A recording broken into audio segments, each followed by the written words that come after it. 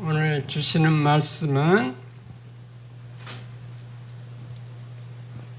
찬송 하나 하고 할까요? 준비가 덜 됐지. 찬송 하나 부르고 하겠습니다.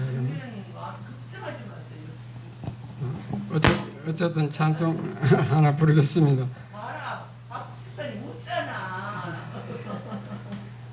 185장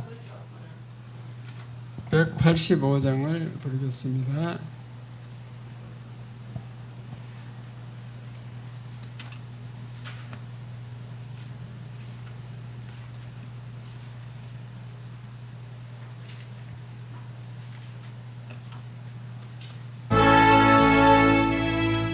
들렸어요?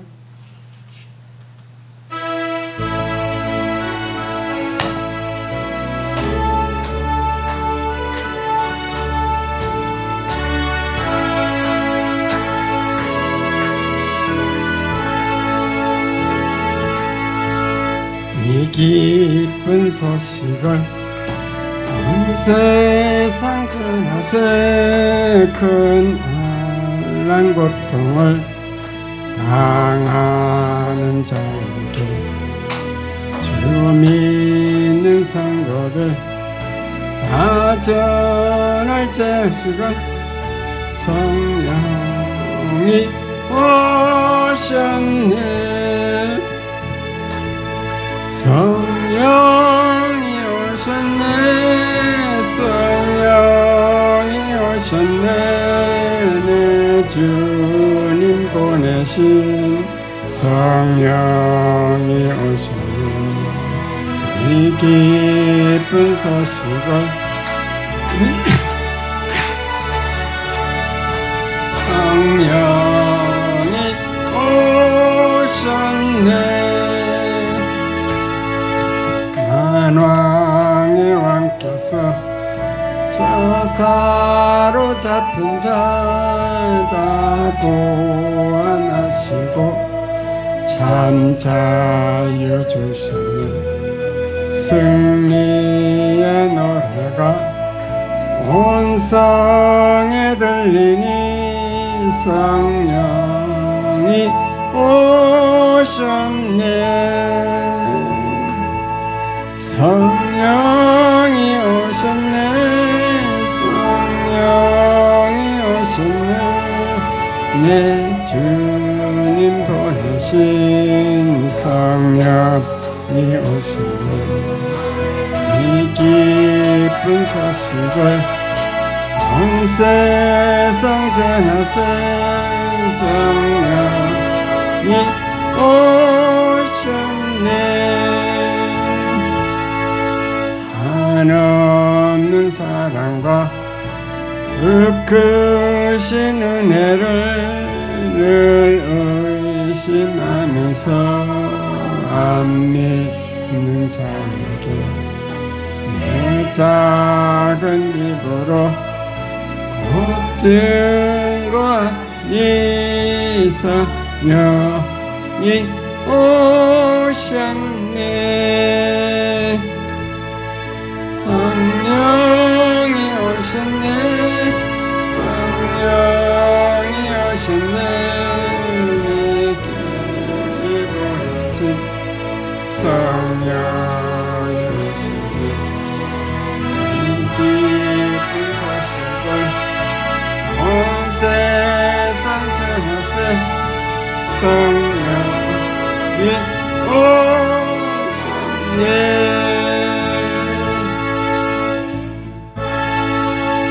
아멘. 하나님의 말씀을 교독하겠습니다. 오늘 주시는 말씀은 사도행전 19장 1절로 7절입니다. 신약성경 220페이지. 자, 먼저 1절 읽겠습니다. 제가 먼저 읽습니다. 아볼로가 고린도에 있을 때에 바울이 윗지방으로 다녀 에베소에 와서 어떤 제자들을 만나 이르되 너희가 믿을 때에 성령을 받았느냐? 이르되 아니라 우리는 성령이 계심도 듣지 못하였노라. 바울이 이르되 그러면 너희가 무슨 세례를 받았느냐? 대답하되 요한의 세례니라. 바울이 이르되 요한이 회개의 세례를 베풀며 백성에게 말하되 내 뒤에 오시는 이를 믿으라 하였으니 이는 곧 예수라 하거늘. 그들이 듣고 주 예수의 이름으로 세례를 받으니 바울이 그들에게 안수하매 성령이 그들에게 임하심으로 방언도 하고 예언도 하니 모두 12사람쯤 되니라. 아멘. 아멘. 할렐루야. 오늘 설교 말씀 제목 다 같이 시작. 성령을 받았느냐? 성령이 오늘 주제입니다.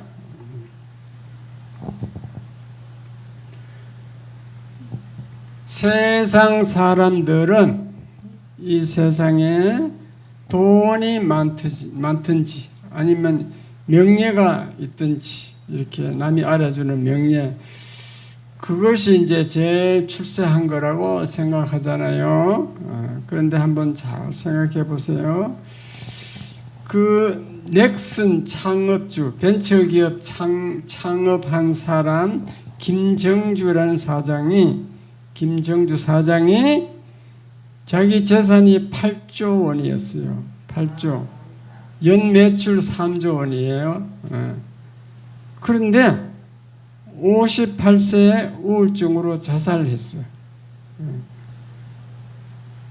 그런가 하면은 강수연이란 영화 배우가 있었는데 그분은 그 시바지라는 영화를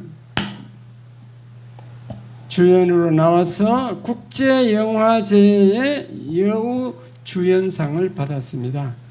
그래서 전 세계 명성을 떨쳤는데 그분도 58세에 뇌출혈 심정지로 죽었어요. 그러니까 아무리 돈이 많든지 뭐 명예가 있든지 해도 죽으면은 다 끝이야. 그래서 우리는 무엇이 중요한지 알아야 된다, 그 말입니다. 오늘 본문 말씀대로 우리는 성령을 받아야 돼요. 성령을 받으면은 이 땅에서도 우리와 동행하고 도와줄 뿐만 아니라 죽어도 성령이 인도해서 천국으로 들어가게 해요. 거기 천국 가서 성령과 영생을 누리는 줄 믿으시기 바랍니다. 그러니까 성령이 돈보다도 더 귀하고 명예보다도 더 귀하다. 명성보다 귀하다. 그런 결론입니다. 그런데 성경은요, 우리에게 모든 육체에게 성령을 부어주겠다고 약속을 하고 계십니다. 읽어보고 할까요? 요점 정리 1번 시작. 에베소 교회에 성령을 받았느냐 질문. 사도행전 2장 17절, 요엘 2장 28절. 2번 성령 받는 것은 봄나무에 물이 올라오는 것과 같다. 소생하는 역사. 3번 다윗 왕의 간음, 살인 이야기. 4번 시편 51장 11절. 주의 성령을 내게서 거두지 마소서. 이런 내용인데 오늘 설교 말씀이 요점 정리하면 이런 건데, 자, 사도행전 2장 17절을 한번 읽어보겠습니다. 시작. 하나님이 말씀하시기를 말세에 내가 내 영을 모든 육체에 부어주리니 너희의 자녀들은 예언할 것이요 너희의 젊은이들은 환상을 보고 너희의 늙은이들은 꿈을 꾸리라. 사도행전에 보니까 말세, 지금은 말세 중에서도 말세입니다. 말세지 말이라 하지요. 말세가 되면은 내가 내 영을, 성령을 모든 육체에게 누구든지 아무에게나 부어줄 수 있다. 부어준다. 그 말씀입니다. 그 성령을 육체에 부어주면은 예언도 하고 환상도 보고 꿈도 꾼다. 이런 얘기인데, 자, 이건 신약 성경이고 사도행전은 구약에도 마찬가지 똑같은 약속이 되어 있습니다. 구약 요엘서 2장 28절 읽겠습니다. 시작. 그 후에 내가 내 영을 만민에게 부어 주리니 너희 자녀들이 장래 일을 말할 것이며 너희 늙은이는 꿈을 꾸며 너희 젊은이는 이상을 볼 것이며. 그 후에 예수님이 이 땅에 와서 십자가에 죽으시고 부활해서 승천하신 그 후에 하나님이 내 영, 성령을 만민에게, 모든 사람에게, 모든 육체에게 부어주겠다. 그러면은 자녀들이 장래일을 말한다. 예언을 하고 늙은이는 꿈을 꾸고 젊은이는 이상을 본다. 이렇게 구약에서도 성령을 부어준다는 약속이 되었습니다. 모든 육체에게 성령을 부어준다고 약속이 되어 있어요. 그런데 오늘 본문에 보면은 그 사도 바울이 에베소 교회에 갔습니다. 에베소 교회에 가가지고 이렇게 물어봤어요. 너희가 예수 믿을 때 성령 받았느냐? 성령을 받았느냐? 그러니까 에베소 교인들이 우리는 성령이 계심도 듣지 못하였다. 성령이 있는지 있다 없다 그런 성령 얘기를 듣지 못했다 그 말입니다. 그래서 바울이 또 물어봤어요. 그러면 너희가 무슨 세례를 받았냐? 세례는 어떤 세례냐? 물으니까 요한의 세례니라. 세례 요한의 세례. 세례 요한의 세례는 물로 이렇게 물로 주는 세례죠. 물속에 들어갔다 나오는 거. 물세례죠. 물세례. 그것만 받았대요. 그러니까 바울이 뭐라고 했느냐면은 4절 2장 17절부터 계속 읽어보면 바울이 이르되 요한이 회개 세례를 베풀며 내 뒤에 오시는 이를 믿으라 하였으니 이는 곧 예수라. 요한이 세례 요한이 요단강에서 그 세례를 베풀 때 회개하라 천국이 가까웠느니라. 지금 이 세례를 받으시고 회개하라 그런 뜻으로 회개의 세례를 줬습니다. 회개. 왜 회개해야 되느냐? 내 뒤에 곧 오시는 이가 있으니 그분은 곧 예수라. 예수님 메시아다.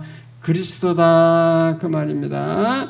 예수를 맞이하기 전에 먼저 회개하라. 그래서 이는 회개 세례를 베풀었다. 바울이 그렇게 얘기합니다. 그래서 에베소 교인들이 그 말을 듣고 그러면은 우리에게 주 예수 이름으로 세례를 주세요. 그랬어요. 세례 요한은 물 세례지만도 바울이 성령 세례를 달라 이 말이죠. 바울이 우리에게 성령 세례를 달라고 그 얘기입니다. 그러니까 바울이 그들에게 안수하며 성령이 그들에게 임함으로 성령이 임했습니다.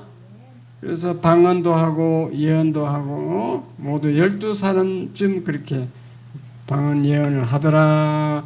오늘 본문이 그런 얘기예요. 성령을 받으면은 방언과 예언을 할 수 있어요. 이제 신학적으로 그것을 이제 학자들마다 조금씩 다른데 최초의 성령을 받으면은 그 예수를 성령이 우리에게 오시는데 그 성령 충만한 상태, 성령 충만이라는 것은 성령이 우리 몸에 들어와서 감당할 수 없는 그런 상태를 성령 충만 상태라 그래요. 그 성령 충만 상태가 되면은 방언도 하고 예언도 해요.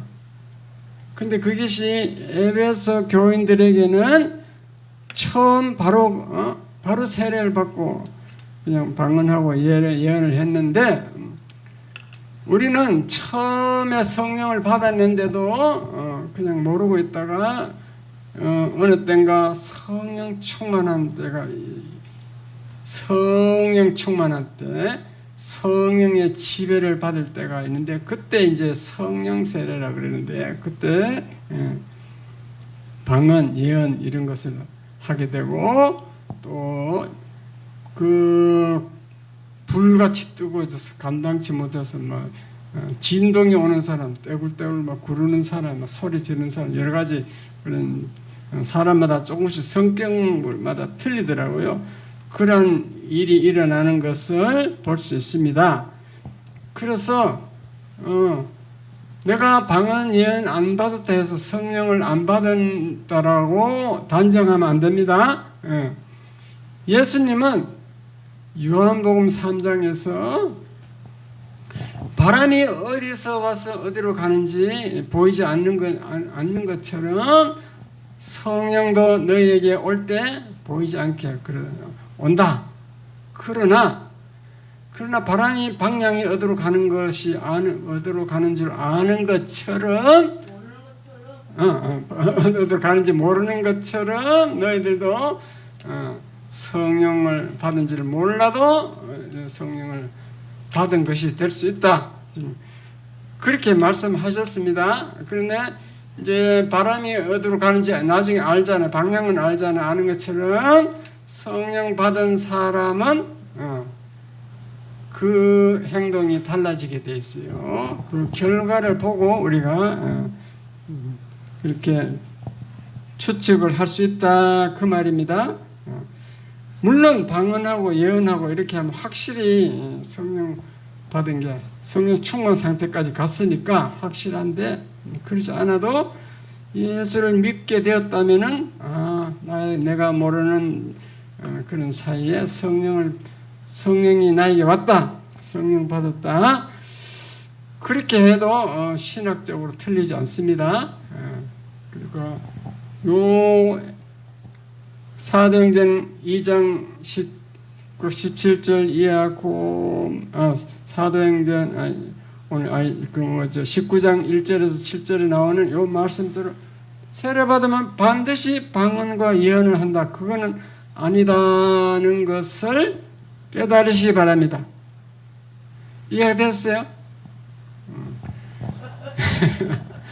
그러면은 나는 성령 난 예수 믿긴 믿는데 성령이 분명히 나한테 왔는데 내가 너무 알 수가 없어가지고 확실하지 않아가지고 난 좀 방언이라도 한번 받아보겠다, 성령 충만한 상태 한번 되어보겠다 싶으면은 혼자서 집에서 막 세게 기도하든지 기도원에 가서 그 소리 지르고 기도해야 됩니다.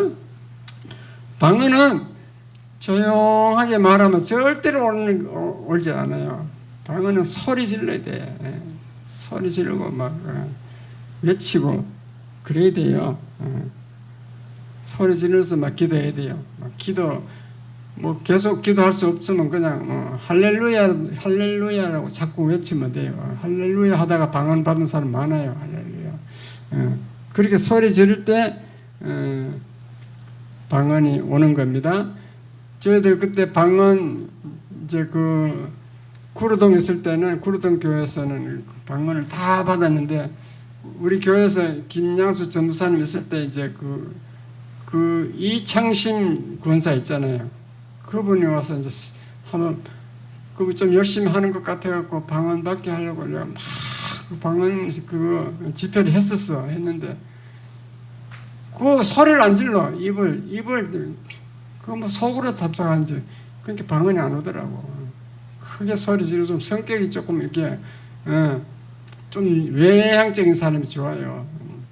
소리 안 하고 소곤소곤한 사람은 동해물과 백두산이 마르고 닳도록 기도해도 안 옵니다. 큰 소리로 해서 그 방언 남이 다 한다는데 나도 해봐야 되지 싶으면은 하면 돼요. 안 되면 집에서 안 되면 기도원에 가서 한번 해봐요. 저는 기도원에 가서 방언을 받았는데 어떻게 받았는가 잠깐 말씀드리면 부산 금식 기도원이에요. 그때 저의 형편이 배에서 내려서 돈이 하나도 없어.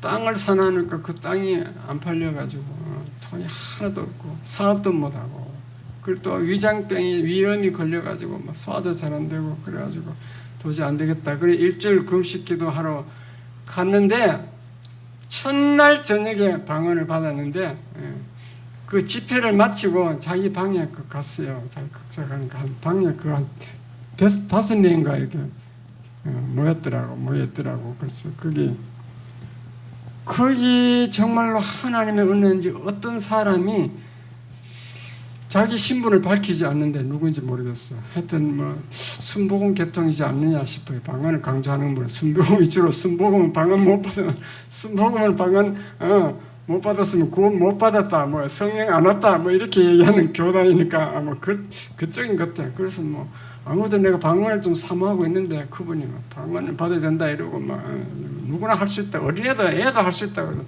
한번 해봅시다.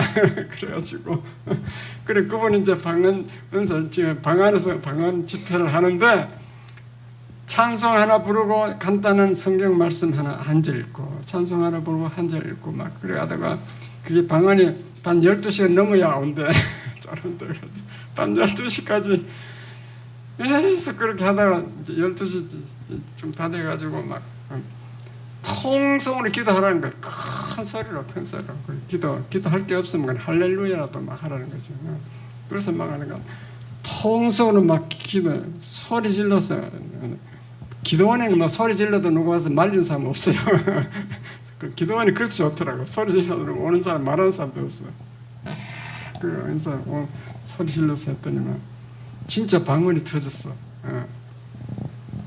내가 막 방언이 터져서 계속 하니까 그 방언 집회하는 그분이 내 귀에다 대고 방언이 터졌습니다. 내가 그러더라고. 근데 내가 이제 느끼는 것은 혀가 풀리더라고. 혀가 풀려서 지멋대로 돌아가더라고. 그걸 내가 깨달았습니다. 그래가지고 그 다음날 자고 아침에 또 산에 올라가서 또 어제 한 것도 잊어버리고 이런가 연습해봐야 되잖아. 산에 가서 또 이제 연습했더니만 그 되더라니까 한 번 온 것은 없어지지 않더라고. 어쨌든 그래 방언을 처음에 했는데 여러분도 내가 성령 받았는지 안 받았는지 도저히 모르겠다 이거 그런 분들은 한번 그 시도해 보시기 바랍니다. 꼭 방언이 와야 성령 받은 건 아니지만도 성령 받은 그 결과 중에 하나가 현상 중에 하나가 방언, 예언, 뭐 진동, 불같이 뜨거운 느끼는 거 그런 방법이 여러 가지 방법이 있으니까 뭐든지 한번 시도해 보시기 바랍니다. 남이 다 하는데 왜 나는 못하느냐? 하나님은 오늘 본문에 모든 육체에게 성령을 부어준다. 만민에게 부어준다고 되어 있으니까 그 약속에 따라서 이렇게 열심히 잘 나오는데 하나님이 안 부어줄 리가 없잖아요. 시도해 보시기 바랍니다. 혼자서도 가능합니다. 말씀 읽고 찬양하고 말씀 한 절 읽고 찬양하고 막 크게 기도하면 돼요.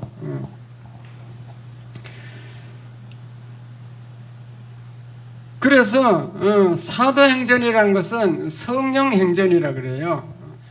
오순절 마가다락방에 예수님이 승천하시고 10일 만에 마가다락방에 막 120명이 기도하고 있는데 성령이 왔어. 예수님이 미리 승천하기 전에 약속한 대로 성령을 받을 때까지 예루살렘을 떠나지 말고 기도하고 있으라 그랬거든. 그래서 마가다락방에 진짜 성령이 내려가니까 거기 있는 사람이 다 막 방언을 하는데 그때 방언은 다른 나라 말을 하는 거예요.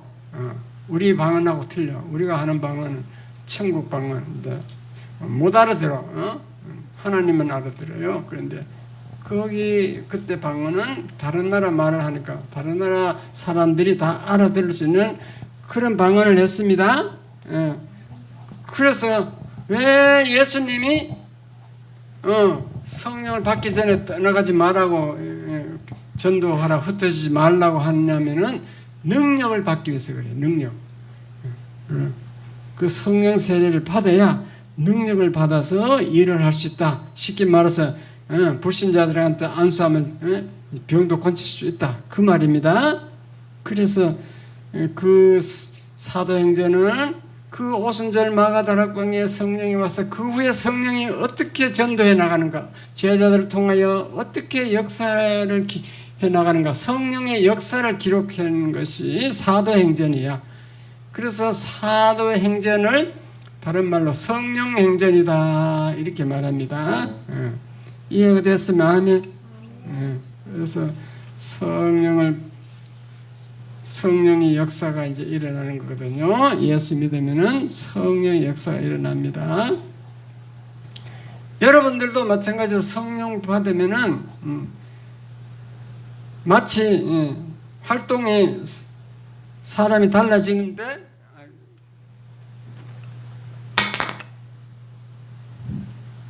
꺼버려야 되겠다. 달라지는데 겨울에 되면은 나뭇가지가 앙상하게 가지만 있다가 봄이 되면은 그 나무에서 물이 올라오잖아요. 물이 올라와서 앙상한 가지에 싹이 막 돋고 막 잎이 막 피고 이러잖아요. 그래가 막 꽃도 피고 꽃이 피고 잎이 무성하잖아요.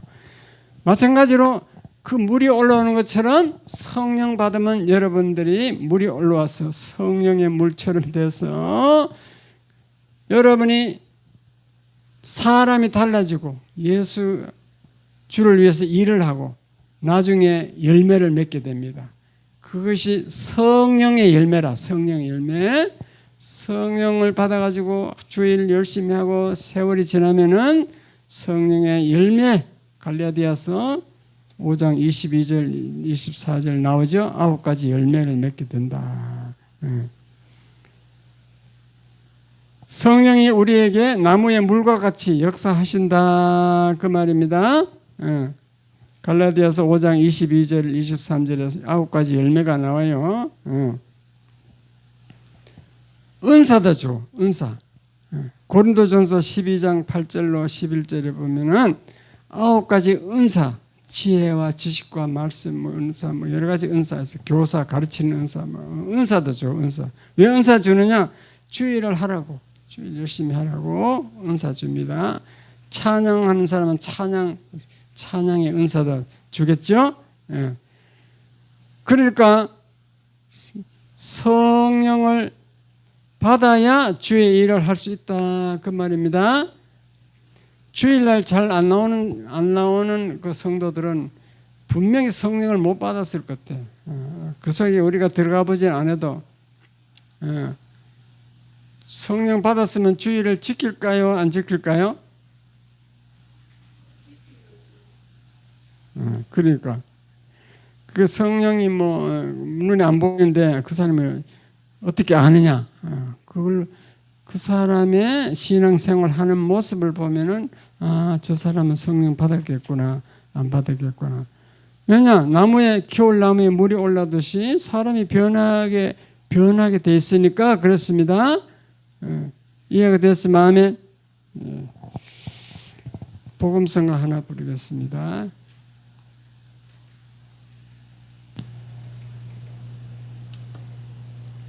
사람을 보며 세상을 볼 때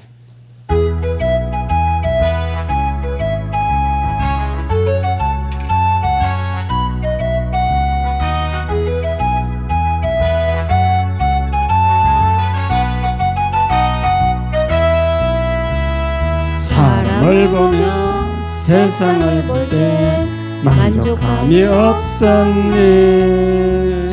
나의 하나님 그분을 볼 때 나는 만족하였네. 저기 빛나는 태양을 보라. 또 저기 서 있는 산을 보아라. 천지지으신 우리 여호와 나를 사랑하시니 나의 하나님 한 분만으로 나는 만족하였네. 뭘 보며 세상을 볼 때 만족함이 없었네. 나의 하나님 그분을 볼 때 나는 만족하였네. 동남풍아 불어라 서북풍아 불어라 가시밭에 백합아 예수랑 기다리니 할렐루야 아멘. 가시밭에 백합아 예수랑 기다리니 할렐루야 아멘. 할렐루야 아멘.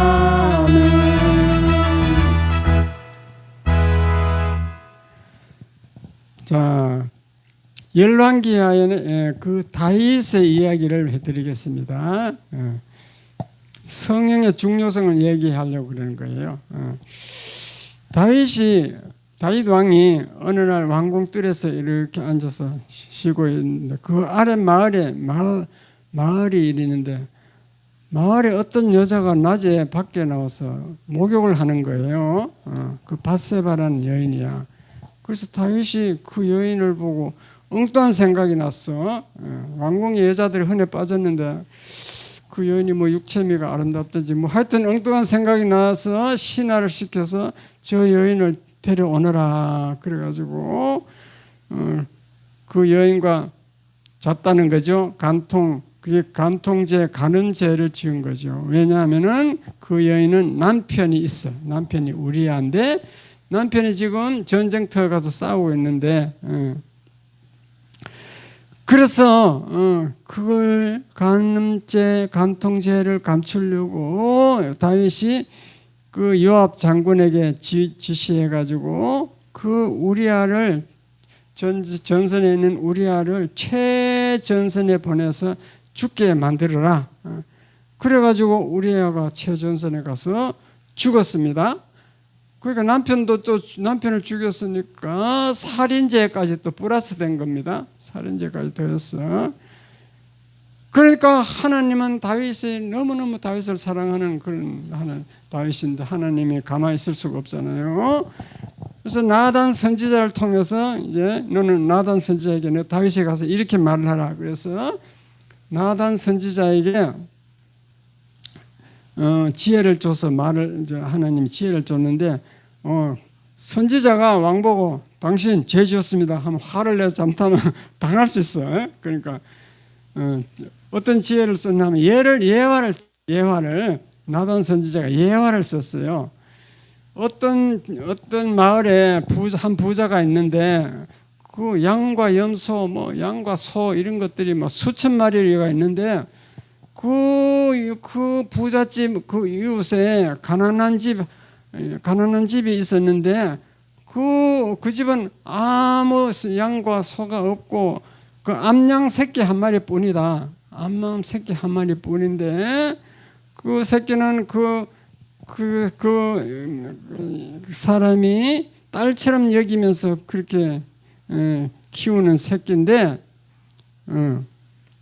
그 부잣집에 어떤 행인이 이렇게 옛날에 행인이 많잖아요. 지나가는 손님 행인이 와가지고 그래서 그 부자가 왔는데 자기 그 옛날 그 이스라엘 민족은 나그네에게 오면 대접하게 돼 있거든요. 그 자기 양과 소는 아껴서 잡지 아니하고 아까워서 안 잡고 그 가난한 사람 그 양 새끼 한 마리뿐인데 그것을 빼앗아 와가지고 그 자기에게 온 사람에게 행인에게 이렇게 대접하더라. 그래 이 사람을 어떻게 하면 되겠습니까? 물었어요. 그러니까 다윗이 이제 그것이 덫에 걸린 거지. 그래서 다윗이 화를 막 내면서 여호와의 사심을 두고 맹세하노니 옛날에는 여호와께 맹세하는 말이 많아요. 하나님께 맹세하노니 어떻게 하나님께 맹세하노니 이 일을 행한 사람은 마땅히 죽여야 된다. 죽을지라 그렇습니다. 그리고 그 양 새끼를 가난한 그 사람에게 4배나 갚아주어라. 옛날에 구약 율법에 보면요, 나무 걸 빼앗으면 도둑질하거나 하면 4배를 갚아야 돼요. 구약 율법에 그렇게 되어 있어요. 모세 율법에 4배를 갚아줘야 하리라 이랬습니다. 그래 덫에 걸린 거지. 그러니까 나단 선지자가 다윗 왕을 보고 당신이 그 사람입니다. 당신이 그 부자 그 사람이래. 하나님이 이렇게 말씀했었습니다. 하나님 말씀을 주는 거예요. 너는 나 여호와를 업신여기고 우리의 아내를 빼앗았으니 내가 나와 네 집에 재앙을 일으키고 내가 네 눈 앞에서 네 아내를 빼앗아 내 이웃에게 주리니 그 사람들이 내 아내들과 더불어 백주에 동침하리라. 어떤 사람이 네 아내를 빼앗아 가지고 백주에 동침하는 것을 네가 볼 것이다 이 말입니다. 실제로 압살롬이 아들 맏아들 압살롬이 그러한 죄를 다윗의 처를 처와 백주에 동침하는 것을 실제로 그 사건이 있었습니다. 하나님이 예언하는 거죠. 그리고 네가 우리아를 죽였으니 칼이 내 집에서 영원토록 떠나지 아니하리라. 네 아들들이 계속 칼로 죽이고 싸우고 막 할 것이다 그 말이에요. 그렇게 하나님 말씀을 나단 선지자가 정하니까 다윗이 뭐라고 하냐? 이때 다윗의 모습이 우리와 다른 점이야. 다윗이 위대한 선지자가 하나님이 너무 진짜 눈에 넣어도 안 아플 쿨하게 아끼는 다윗 왕. 이스라엘 민족이 제일 존경하는 왕이 다윗 왕이거든요. 전 세계 영토를 그냥 가장 크게 넓힌 왕이니까. 다윗이 뭐라 하면 내가 여호와께 죄를 범하였노라 고백을 했어요. 바로 죄를 고백했어요. 다 나단 선지자 앞에서. 그러니까 하나님이 나단 선지자에게 바로 응답을 줬어. 그 선지자가 뭐라고 하느냐 하면은 여호와께서 당신의 죄를 사하셨나니 당신이 죽지 아니하려니와 당신이 난 아이가 반드시 죽으리다. 하나님이 당신 죄를 용서해 줬다. 지금은 죄를 회개했기 때문에. 그러나 당신은 죽지 않지만도 그 낳은 아들 바세바와 간음으로 낳은 그 아들은 반드시 죽으리라. 그렇게 예언을 했습니다. 그래서 나중에 이제 다윗이 시편을 쓸 때 그 회개한 모습을 이렇게 했었어요. 이렇게 회개했다는 거지. 시편 51편 11절에 보면은 여호와 하나님 나를 주 앞에서 쫓아내지 마시며 주의 성령을 내게서 거두지 마소서. 아주 유명한 말입니다. 자, 따라하세요. 나를 주 앞에서 쫓아내지 마시며 주의 성령을 내게서 거두지 마소서. 다윗은 하나님이 자기를 쫓아내버리고 자기 성령을 거둬가면은 자기는 망한다 보는 거 죽는다 봐. 그만큼 성령이 귀한 줄 다윗은 알았어요. 다윗이 그 수많은 그 군인으로 전쟁을 했는데 전쟁할 때마다 하나님께 물어보면서 이렇게 해서 백전백승했거든요. 그것이 자기에게 성령이 임해 있기 때문에 그 하나님이 이기게 했다고 보는 거예요. 이해가 됐으면 아멘. 성령을 내게 거둬버리면 나는 망하고 죽는다. 적군에게 잡혀 죽는다. 이렇게 보는 거지. 그러니까 성령이 중요해요, 안 해요? 그 성령 받아서 그 성령을 아는 사람은 성령이 얼마나 중요한지 아는 거예요. 다윗은 성령의 중요성을 알았습니다. 그러므로 여러분도 성령 받기를 사모해야 되고 성령 충만한 자기가 성령 체험하는 것도 사모하시기 바랍니다. 최소한 방언이라도 한번 해봐야 되겠다. 그렇게 하시라는 거지. 그래서 성령을 오늘은 받았느냐 그런 제목으로 말씀을 전했습니다. 기도하겠습니다. 하나님 아버지, 정말 우리가 이 땅에 살 때 돈이 중요한 게 아니고 명예가 중요한 게